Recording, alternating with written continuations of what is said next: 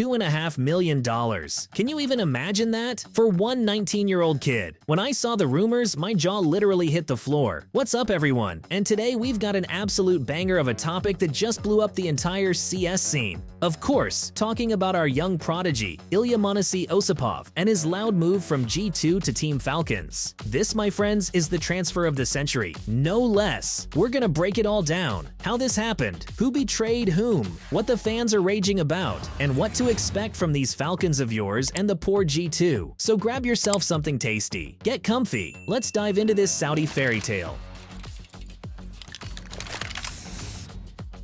So everything started spinning back in early April. First, there were some rumors from HLTV. Something about Falcons negotiating with G2 over m0NESY. I remember thinking, no way, that's nonsense. G2 would never just let go of their golden boy. And then, bam, April 14th. Official announcement, Ilya Osipov is now a Team Falcons player. Can you believe it? Just like that, one of the brightest talents of his generation, gone. And it's not just the transfer itself, the price tag. Pretty much everyone's saying this is one of the most expensive deals in esports history. Top 5 allegedly. I was absolutely shook when I read that. $2.5 million according to Overdrive sources. Falcons are just throwing money like crazy. Seriously, it's like the Saudis decided to buy all of CS. First NiKo, now m0NESY. Who's next? Discount ZywOo? See the promo code on the screen. Don't wait for a lucky chance. Luck is already on your side. Enter the promo code on our website and collect top loot from GGDROP. Have fun hunting. And that brings us to the big question. G2, are you guys out of your minds? How could you let go of m0NESY? G2's CEO, Alban Deschalot, came out and said, yeah, the rumors are true. We decided to accept the deal because Ilya's contract was ending in December, so we figured we'd get some value out of it now. Sure, that makes sense from a business standpoint, but come on, seriously. And to drop the announcement right after the PGL Bucharest final, where m0NESY nearly clutched the match against his future teammates. That's just cold. People on HLTV and Reddit are losing it, saying the CEO just wanted to ride the hype wave from the final. And then there are those rumors about how letting go of JK's was a mistake. And apparently m0NESY and Who She confirmed it. Makes you wonder, does G2's management even talk to their players? Or are they just off in their own little world as we've suspected? Fans are saying, that's it, I'm done with G2. Can't take this mismanagement anymore. And honestly, I get it. Losing players like that takes talent. I almost felt bad for them. Almost. And what about Ilya? In an interview with HLTV, he made it crystal clear. When I looked at other teams, there was only one I wanted to join. Falcons. I wanted to play with NiKo and work under Zonic. That's it. The man just wants to play with the best and be coached by one of the greatest minds in CS. Can you blame him? 3 years in G2, countless highlights, an MVP at the Blast World Final, second place in the HLTV Top 20 for 2024, right behind that monster donk, but clearly, something was missing. He even mentioned in that interview that G2 didn't always have a clear structure, especially on the T side. A lot of freestyling, not enough system.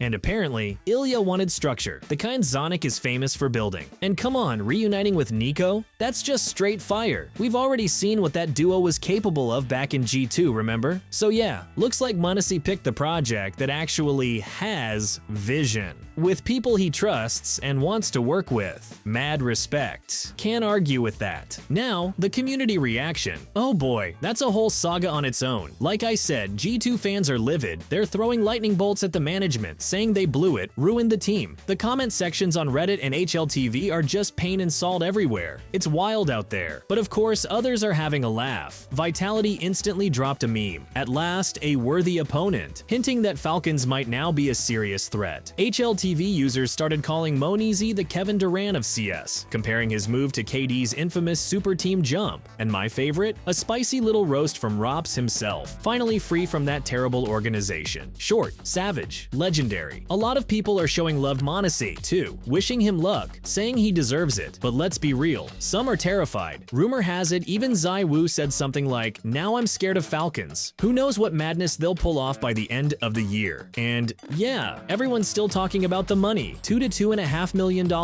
That's no pocket change. Some fans even joked, Falcons are single-handedly making CS esports profitable, just by throwing record cash at other orgs. And honestly, hard to argue with that. Okay, here's the real question. Are Falcons officially cracked now, or is it all just smoke and hype? On paper, yeah, they look disgustingly stacked. You've got m0NESY and NiKo, easily one of the best duos in the game. Add m0NESY, Tses, Kixan, not exactly randoms. And top it off with Zonic coaching? That's a 5-star CS roster right there. Individually, absolutely insane firepower. But here's the thing, Counter-Strike is a team game. Remember that? You don't win trophies on highlights alone. According to HLTV, Falcons are still only ranked 9th. Ahead of them, Vitality, m0NESY, Na'Vi, FaZe, all squads with chemistry and structure already in place. Falcons, on the other hand, will have to integrate m0NESY fast and build synergy from the ground up. And don't forget, they just let go of Dagster, who literally got MVP at PGL Bucharest, where Falcons beat G2 in the finals. So are they stronger as a team now? That's still up in the air. Even the bookies aren't jumping on the hype train just yet. For IEM Melbourne, the odds for Falcons to win range from 9 to 19, way behind Vitality, who are sitting at 1.8 LOL. So, what's going on with G2 now? Poor guys just lost their star AW peer. The last hope was NiKo. Oh wait, never mind, I'm reading outdated info. NiKo's gone too. Damn, the whole squad has basically collapsed. G2's current lineup? We've got Hunter, Nexa, Hushi, Snacks as the IGL? Or am I already lost in all these shuffle rumors? No, that seems to be it. Honestly, it's not exactly a star-studded roster anymore without m0NESY and NiKo. Rumor has it, they're negotiating a loan deal with Monty's Hades. And sure, Hades is a decent sniper, but he's not m0NESY, let's be honest. G2 will probably have to rebuild everything around their riflers now and pray Snacks' experience and Tazzy's coaching can keep them afloat. The upcoming events like PGL Astana will be a real test. Will they even manage to stay in the top 15? Honestly, I have my doubts. Losing both NiKo and m0NESY in such a short time? That's a punch to the gut. Maybe they'll bring someone up from the academy, but that's a long-term move. Right now, it just hurts. And while I was preparing this, I pulled together some stats on m0NESY's final 6 months with G2, just so you understand what G2 lost and what Falcons gained. Over that half year, G2 had its ups and downs. The main highlights? Winning Blast, where Ilya grabbed the MVP, and taking second place at PGL Bucharest 2025. That guy really carried. Stat-wise, he was a beast. A 1.35 rating at that Blast Finals. He had matches where he just tore opponents apart, like against the Mongol Zed at Pro League. 1.60 rating, 81 kills. But he also had his off days, like 0.89 in the Shanghai Major Semis against FaZe, and a 1.0 in the Bucharest final against Falcons, which, let's be honest, is kinda poetic. In interviews, he admitted he sometimes got too aggressive or disappeared in key moments, mostly because of G2's lack of structure. But facts are facts. m0NESY was the number 2 player in the world in 2024, according to HLTV. A player with insane potential who, at just 19 years old, already racked up trophies and MVPs. G2 didn't just lose a sniper, they lost the foundation of what could have been a dynasty. And Falcons? Falcons hit the damn jackpot. Whew, what a ride. Transfer is hands down the biggest event of the year so far. It's going to be insanely interesting to see how he fits into Falcons, and what the future holds for G2. Drop your thoughts in the comments. Whose side are you on? Do you believe in this new Falcons super team, or are you feeling bad for G2? I want to hear it all. And hey, smash that like button if you enjoyed the video. Make sure you're subscribed so you don't miss what's coming next. Alright, that's a wrap. Catch you next time.